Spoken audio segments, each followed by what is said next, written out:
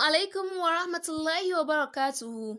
Barkanmu da sake saduwa a cikin shirinmu mai suna alƙalami ya fi takobi wanda Razis TV ta ɗauki nauyin kawo muku shi. A yau mun kawo muku littafi mai suna Soyayya ta wadda Dr. Jidda Washa ta rubuta. Sadaukarwa ta sadaukar da labarin ta ga Limat Pinky. Ƙirƙirarren labari kuma gajere. Ni mai gabatarwa sunana Hawwa Adam Suleiman. Cikin takun isa da ƙasaita take tafiya tamkar sarauniya a fadarta, sanye take da baƙar doguwar riga da bulu ɗin gyale wacce ba za ta wuce shekaru 22 ba a duniyar mai duka.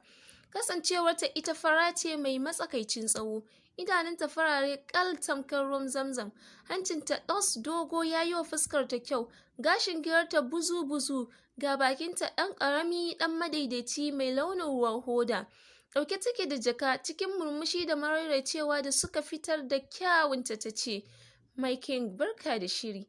Mumtaz ta faɗa tana ƙurawa Mutallab idanu. Cikin murmushi da ya fitar da kyawun shi na ɗa namiji ya ce, Lafiya lau My Queen, na hangi damuwa a ƙwayar idanunki, ba kya so na tafi ko? My King, rabuwa da kai na sakon ɗaya sai idan ya kasance min dole kuma ƙaddarata. Mumtaz ta ƙarasa magana tana hawaye ta faɗa jikin Mutallab da hanzari ya rungume ta da faɗin, na rasa me yasa a kulli yaumin son ki da ƙaunar ki ƙara kutse suke a cikin zuciyata. Ɗaga mata fuska yayi ya dafe kumatunta ya ɗora rikitattun idanun shi akan nata ya ci gaba da magana. My Queen, ki yi haƙuri. Wannan ai ba abin damuwa ba ne. Kina cikin birnin zuciyata a koda yaushe a kulli yaumin. Kuma nan ba da jimawa ba zan dawo gare ki.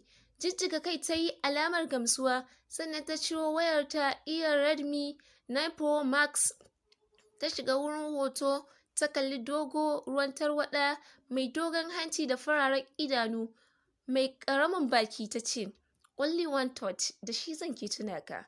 Sun daidaita tsayuwarsu ta ɗauki hoton. Ba tare da ɓata lokaci ba, Mutallab ya bar gidan shi da ke Pinky GRA a unguwar Washa da ke jihar Humki.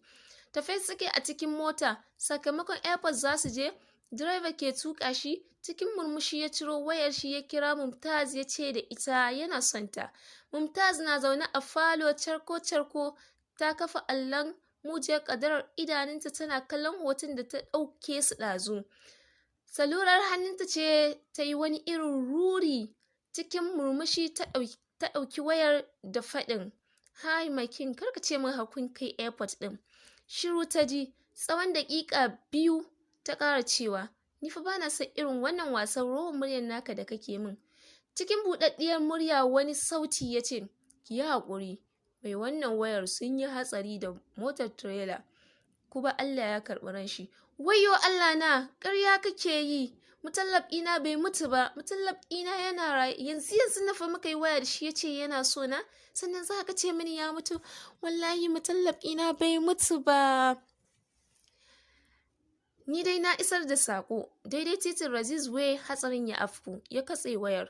Zuciyar Mumtaz ce ta yi wani irin bugu na wani ƙara. Da sauri ta cilla wayar hannunta ta fita a guje mahaukaciya. Duka anan muka kawo ƙarshen wannan labari mai suna Soyayya ta da Dr. Jidda Washa ta rubuta. Domin samun shirye-shiryenmu masu inganci, faɗakarwa, nishaɗantarwa, ilmantarwa, ku shiga Razis TV da ke dandalin YouTube ku danna mana alamar subscribe da kuma ƙararrawa. Mun gode, ku kasance da mu a ranar Laraba domin ɗauke da sabon littafinmu da za mu kawo muku domin ku masoya. Mun gode.